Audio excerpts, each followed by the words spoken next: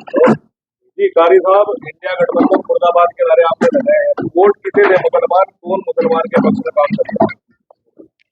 देखिए, मुसलमान इस बार एक तरफा किसी को वोट नहीं करेगा। मुसलमानों ने ठेका नहीं लिया है बीजेपी को हराने का या कांग्रेस को जिताने का या विपक्षी किसी भी पार्टी को जिताने का। कितने टिकट इन लोगों ने मुसलमानों को दिए? जहां जो सीट मुस्लिम बहुलीय क्षेत्र है और जहां मुसलमान निर्णायक स्थिति में है, वहां भी मुसलमानों को टिकट नहीं दिया, इसलिए क्योंकि वहां हिंदू मुसलमान कैंडिडेट को वोट नहीं करेगा। जब वहां हिंदू मुसलमान कैंडिडेट को वोट नहीं करेगा तो फिर मुसलमान उस कैंडिडेट को वोट क्यों करे? मुसलमानों ने ठेका थोड़ी लिया है।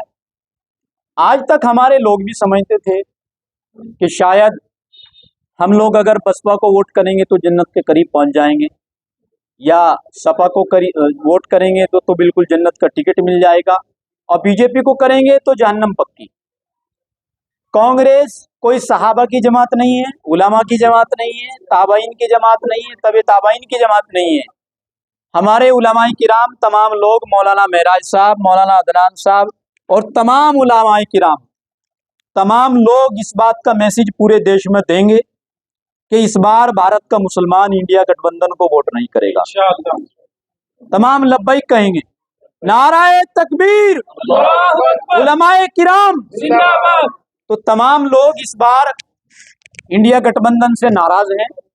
उसकी बहुत सारी वजह यह है कि इन लोगों ने हमारे उलमाए किराम की बात नहीं मानी। मौलाना सज्जाद नोमानी साहब ने अभी खत लिखा राहुल गांधी जी को, कोई जवाब नहीं आया। मौलाना अरशद मदनी ने खत लिखा सपा को, कोई जवाब नहीं आया। ये लोग इस तरीके से मुसलमानों को दरकिनार कर रहे हैं। वो कहा ना, मैं उनके नाजों पे लुट गया हूं मगर वो मुझ पर फिदा नहीं है। वो ऐसे ठुकरा रहे हैं मुझको कि जैसे मेरा खुदा नहीं। मुसलमान इनके नाजों पे लुट गया, खो दिया कतरे ने खुद को एक समंदर के लिए, और मजा ये कि समंदर को पता कुछ भी नहीं। मुसलमानों ने अपनी सारी चीजें दांव पर लगा दी।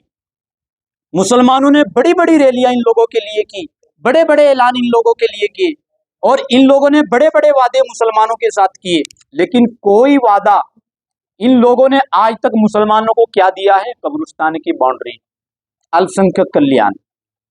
और कहां गए वो लोग जो ये नारा देते हैं जिसकी जितनी भागीदारी उतनी उसकी हिस्सेदारी? क्या मुसलमानों की इस देश में इतनी भी हिस्सेदारी नहीं कि मुसलमान को किसी प्रदेश में उप मुख्यमंत्री मिल सके, किसी प्रदेश में मुख्यमंत्री मिल सके?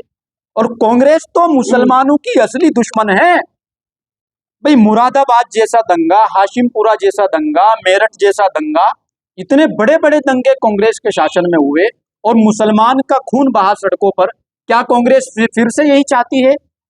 क्या मुसलमानों की लाश पर फिर से सियासत करना चाहती है? आपने टिकट की बात की है, 4 से 5 टिकट जो है भारतीय जनता पार्टी की दी हुई है। अब तक एक टिकट केरल में सिर्फ मुस्लिम को दिया है, जबकि यूपी बिहार में भी 40 से 65% की मुस्लिम बहुल्य सीटें हैं, उन पर अभी तक कोई टिकट नहीं दिया गया। क्या कहें? इसलिए नहीं दिया क्योंकि आज तक मुसलमानों ने जिस सीट पर मुसलमानों ने एक तरफा बीजेपी के खिलाफ वोट किया हो, आप बताइए बीजेपी अपनी सीट क्यों खराब करेगी?